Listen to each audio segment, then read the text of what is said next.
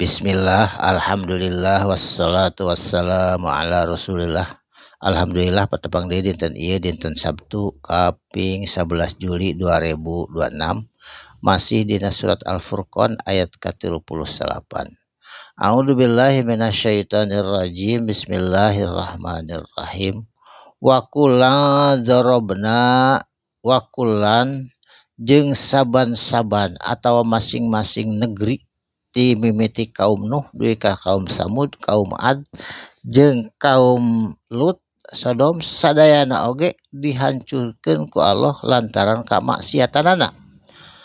Darobna dijadikeun ku kami saur Allah lahu ka eta kulang ka eta negeri-negeri amsalan kana tamsil.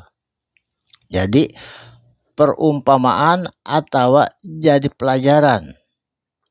Wakulang jeung itu masing-masing negara tabarna kami hancurkeun tatbiro kalayan sehancur-hancurna.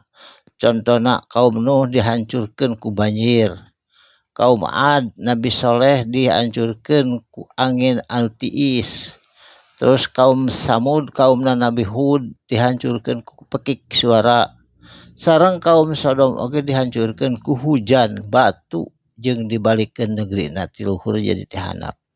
Sadayana oge kulantaran pamaksiatan jeung kadorakaanana itu kaum masing-masing negara. Saterasna walaqad jeung nyata sanyana atau geus didatangkeun atawa geus ditimpakeun alal Koreati kana itu negeri nyaeta negeri Sodom anu eta teh kaumna Nabi Lut. Maranehanana kaum Sodom mah resepna ka lalaki deui sehingga saur Nabi Lut tuh budak urang nu awewe banati cenah ge loba sok kawin ku anjeun ulah ka lalaki deui dateng teu kersaeun hayangna lalaki ka lalaki deui. Sabab tepi ka ayeuna oge lamun lalaki resep ka lalaki disebutna sodomi nyaeta eta teh ngaran negeri di daerah Suria kaum Sodom, negeri Sodom. Allati anu amtirot dihujanan ku kami saur Allah matron su'i ku hujan anu kacida jelekna nyaeta hujan batu dicampur debu sehingga itu negara Sodom terbalik ti luhur jadi ti handap.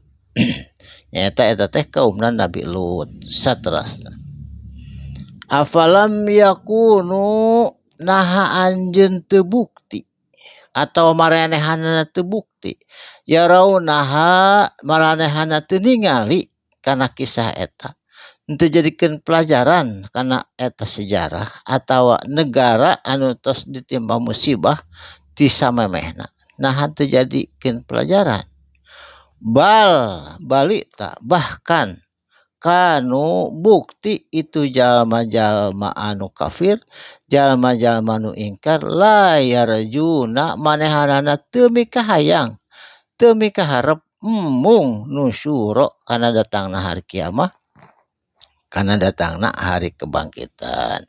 Jadi umat-umat kafir mah teu percaya bakal datang kiamat jeung datangna hari kebangkitan. Jadi mudah-mudahan anjeunna sadayana kenging hidayah ti Allah Subhanahu wa taala. Saterasna wa idza jeung di mana-mana ra'au ka maranehanana itu jalma-jalma kafir ningali ka anjeun ka Kangjeng Nabi Muhammad iya takhidu mangka yen dijadikeun ku itu jalma-jalma naka ka anjeun Muhammad ila kajaba hujuan ejekan. Jadi teu percaya yen bakal datangna kiamah, datangna hari pembalasan, datangna hari kebangkitan jeung sajabana kalakah ngejek teu percanten hujuan kana ejekan. Ahada nah ieu cenah kitu ceuk urang kafir teh alladzi ba'asallahu ieu teh anu diutuskeun ku Allah rasulan ka para rasul atawa ka Rasulullah. Nah ieu cenah kitu padahal manehanana teu percanten sok sanajan tos diebrehkeun ku Allah tina rupi-rupi kejadian ti zaman Nabi Nuh tepi ka zaman-zaman Nabi Nuh sanesna. Tapi da teu percaya anger sok sanajan diiktibar ditamsil tadi diumpamakeun eta negeri nu geus raruksak tapi anger umat kafir umat ingkar teu percanten kana eta kejadian malah hura-hura poya-poya di dunia jeung dugem jeung sajabana ningali nateh kana kanikmatan dunia bari teu inget yen bakal aya balasan di yaumal akhirat dina poe akhir. Muga aya manfaatna dinten ieu insyaallah patepang deui dinten Senin dina waktos sareng gelombang anu sami. Barakallahu li wa lakum sadaqallahul azim. Wassalamualaikum warahmatullahi wabarakatuh.